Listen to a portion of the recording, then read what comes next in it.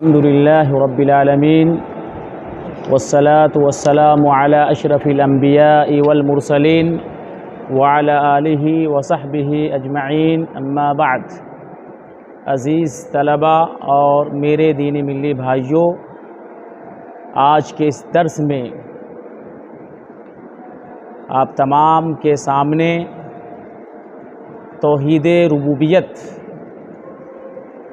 کے تیسرے اہم نقطے سے متعلق کچھ باتیں پیش کی جائیں گی، اور یہ نقطہ مظاہر الانحراف فی توحید ربوبیہ ہے۔ اب تک آپ لوگوں نے توحید ربوبیت کا لغوی اصطلاحی معنی اور توحید ربوبیت کے دلائل اور بھی دیگر مسائل آپ لوگوں نے جانے۔ آج کے اس درس میں توحید ربوبیت کے اندر جو انحرافات ہیں اور جو گمراہیاں ہیں ان سے متعلق کچھ باتیں ہوں گی۔ آپ لوگوں نے تقویۃ الایمان کے اندر اس سے متعلق کچھ باتیں پڑھی ہیں۔ شرک کی قسمیں یا شرک کے بعض مظاہر، اس طرح کا عنوان آپ لوگوں نے دیکھا ہے، آپ لوگوں نے ضرور پڑھا ہوگا تقویۃ الایمان میں۔ تو اس میں چونکہ توحید الوہیت سے متعلق بھی باتیں ہیں، توحید عبادت سے متعلق بھی باتیں ہیں، ابھی ہماری گفتگو صرف توحید ربوبیت سے متعلق چل رہی ہے۔ تو ہمیں یہ جاننا ہے کہ توحید ربوبیت میں کیا کیا گمراہیاں ہیں۔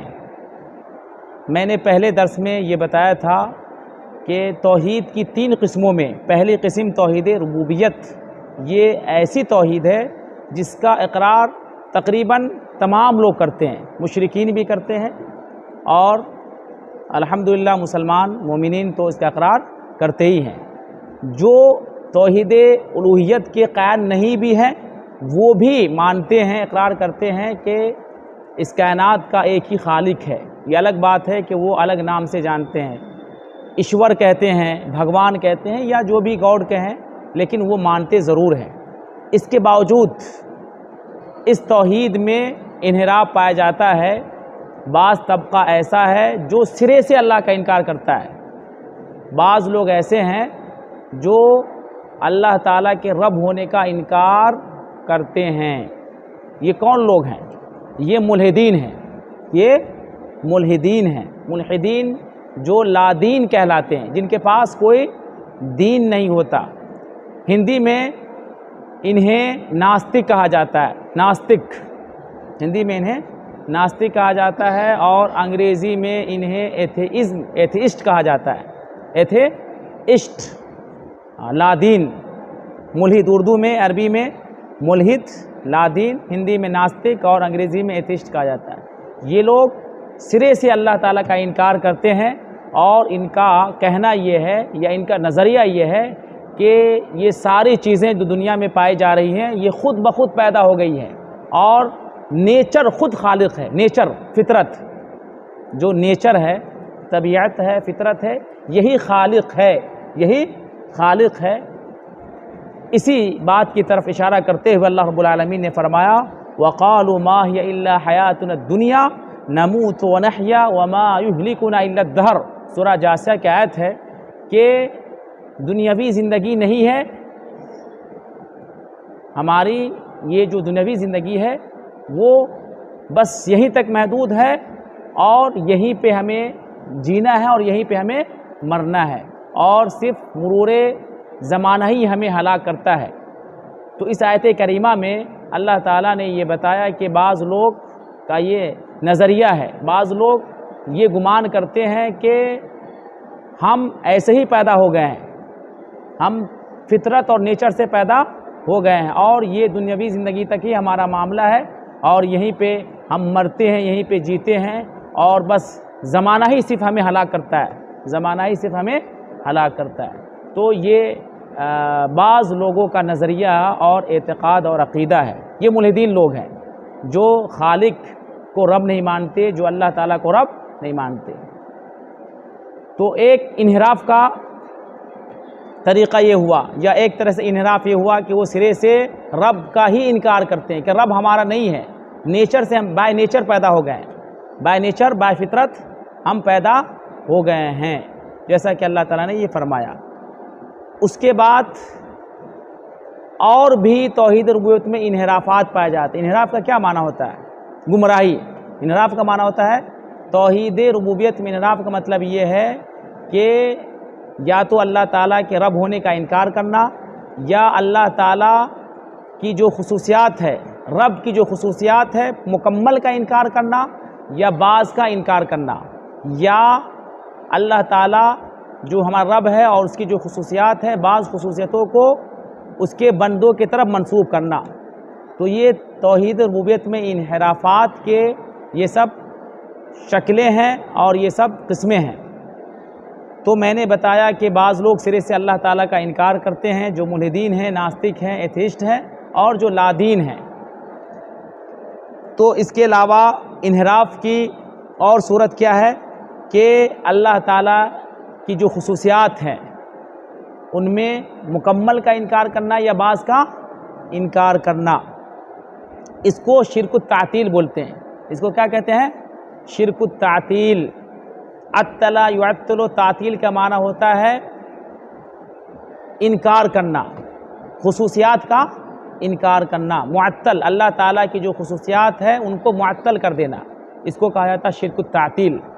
جو توحید ربوبیت ہے اس میں جو شرک پایا جاتا ہے اس کی دو قسمیں ہیں۔ توحید ربوبیت میں جو شرک پایا جاتا ہے اس کی دو قسمیں، شرک التعطیل یعنی سرے سے ہے کہ نہیں رب کی خصوصیات کا انکار کرنا، جیسا کہ فرعون کا شرک تھا، جیسا کہ فرعون کا شرک تھا۔ فرعون سرے سے اللہ تعالیٰ کے رب ہونے کا انکار کرتا تھا، اور اس کا کیا کہنا تھا؟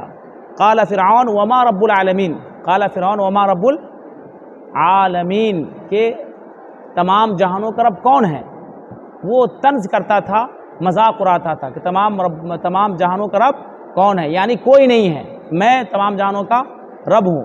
تو وہ سرے سے اللہ تعالیٰ کا اور اللہ تعالیٰ کی خصوصیات کا وہ انکار کرتا تھا۔ یہ ہے شرک التعطیل۔ یہ کون شرک کہلاتا ہے؟ شرک التعطیل، عطل یعطل تعطیل سے۔ اسی طریقے سے اس میں بعض جو صوفیہ ہیں اور مسلمانوں میں جو فرقے وحدت الوجود کے قائل ہیں وہ بھی اس شرک میں مبتلا ہیں۔ آپ تمام لوگ ضرور سنے ہوں گے وحدت الوجود، نام ضرور سنا ہوگا۔ وحدت الوجود یعنی وجود کی وحدت۔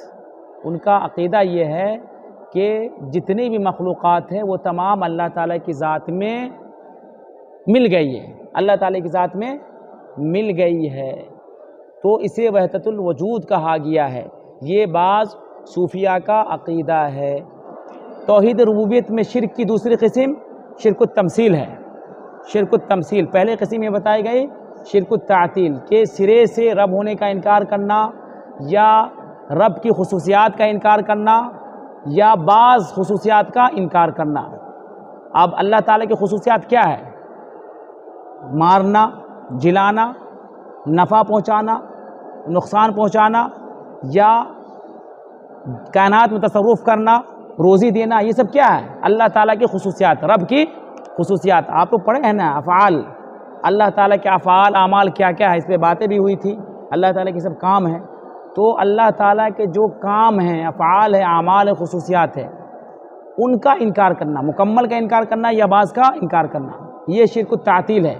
لیکن دوسری قسم کیا ہے؟ شرک التمثیل، یعنی مثال دینے والا شرک، شرک التمثیل۔ اس شرک میں کیا ہوتا ہے؟ اس شرک میں یہ ہے کہ اللہ تعالیٰ کے بعض خصوصیات کی نسبت مخلوق کی طرف کی جائے۔ مثال کے طور پر نفع اور نقصان پہنچانا، یہ اللہ تعالیٰ کی خصوصیات ہیں، لیکن بعض بندوں میں نفع نقصان پہنچانے کی خصوصیت کا اعتقاد رکھنا، عقیدہ رکھنا کہ یہ ولی ہے، یہ نبی ہے، یہ فرشتہ ہے اور یہ مخلوق ہے، اس کے اندر نفع پہنچانے کی صلاحیت ہے، نقصان پہنچانے کی صلاحیت ہے۔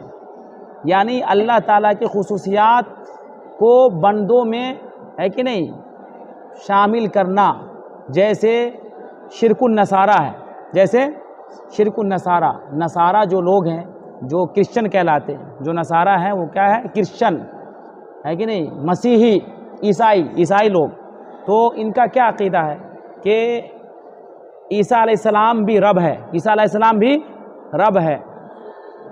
تو ان کا کیا عقیدہ ہے؟ ثالث و ثلاثہ، ان کا کیا عقیدہ ہے؟ ثالث و ثلاثہ، یعنی 3 معبود ہیں۔ کتنے معبود ہیں؟ 3 معبود میں سے عیسیٰ بھی ایک کیا ہے؟ معبود ہے۔ اسی طریقے سے مجوس کا جو شرک ہے وہ شرک التمثیل ہے۔ مجوس 2 رب کا عقیدہ رکھتے ہیں۔ ان کا کہنا ہے کہ کائنات میں 2 رب ہے، ایک رب اچھائی کا خالق پیدا کرنے والا ہے اور دوسرا رب برائی کو پیدا کرنے والا۔ مجوس جانتے ہیں جی، جو ایران کے اندر جو لوگ ہیں، جو شیعہ ہیں، ظاہر وہ حقیقت میں مجوسی ہیں، جو آگ کے پجاری ہوتے ہیں، جو آگ کے پجاری ہوتے ہیں۔ اسی طریقے سے قدریہ، جو مسلمانوں میں ایک طبقہ ہے قدریہ، وہ بھی شرک و تمثیل کے میں ہے کہ نہیں مبتلا ہے۔ وہ کہتے ہیں کہ جو افعال ہیں اس کے خالق کون ہیں؟ خود انسان ہیں، یعنی ہم جو کچھ بھی اعمال کرتے ہیں اس کو پیدا کرنے والے کون ہیں؟ خود انسان ہیں، یعنی اللہ تعالیٰ کی خصوصیات کا مالک انسان کو سمجھنا، یہ ہے قدریہ۔ اسی طریقے سے اور بھی طبقے ہیں، صابیہ ہے، اسی طریقے سے قبوری لوگ ہیں، جو بریلوی لوگ ہیں نا، بریلوی قبوری لوگ جو ولی اور پیر کو نفع نقصان کا مالک سمجھتے ہیں، یہ بھی شرک تمثیل ہے۔ ظاہر ہے ان سے فریاد کرتے ہیں، ان کو پکارتے ہیں، آج بھی کلاس میں گفتگو ہوئی ہے، تو ان کے اندر وہ نفع نقصان کی صلاحیت سمجھتے ہیں اور نفع نقصان کا مالک سمجھتے ہیں۔ یہ سب جو ہے شرک التمثیل ہے، یعنی بندوں کے اندر اللہ تعالیٰ جیسی صفات سمجھنا۔